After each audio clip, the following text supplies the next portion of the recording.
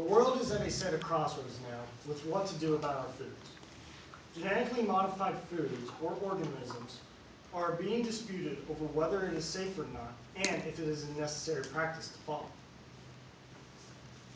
Our foods are better for us now because scientists in agricultural genetics can reduce sprayed-on chemicals used on products like corn and soybeans. They are also able to raise the yield amount in foods and provide, as well as promote business in agricultural communities. What are GMOs? What are genetically modified organisms? GMOs are plants or animals that have undergone a process where scientists are able to alter their genes with genetics from different species of living organisms to get desired traits such as resistance to diseases, tolerance of pesticides, higher yielding, or beneficial character aspects, and insert these genes into other organisms. This is not your fishy strawberry or your monster genetics.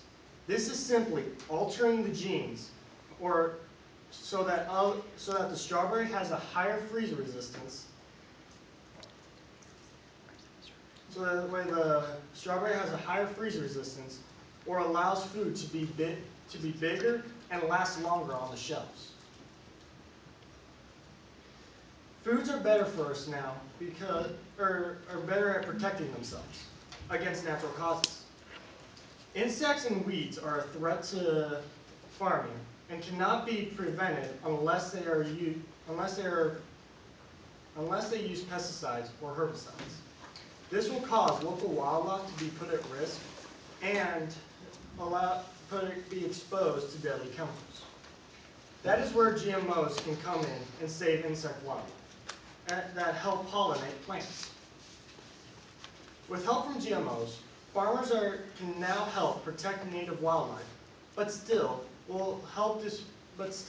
disputes on whether or not GMOs are necessary to produce become an idea that everyone is against. However, developing countries are struggling to produce enough food for their growing populations and are dying from hunger. What is bigger issue at hand? A risk of an illness that has not been proven for over 40 years, or a lack of production in food? We have to produce twice the food that has been made since the 1800s in order to just feed the population in 2050. With all the food that for now is being produced, people still want to know where their food is coming from, and if it was genetically modified. With all the food that is engineered today, it is not surprising that 80% of packaged food contains some traces of GMOs. That is why there is debates going on if the U.S. and Congress, if we put labeling on products that can be traced to some ingredient that has GMO contents in it, then that would allow the consumer a choice of whether or not to buy. Genetically modified foods might not be the answer for everyone, but it is a crucial aspect for producers in farm management fields who require higher yield rates, and for people in developing countries who are starving to death because they are not able to get the food that is needed. Remember, GMOs have been scientifically studied for 40 years with no direct record of negative symptoms, and this is one of the few ways that we have to defeat hunger.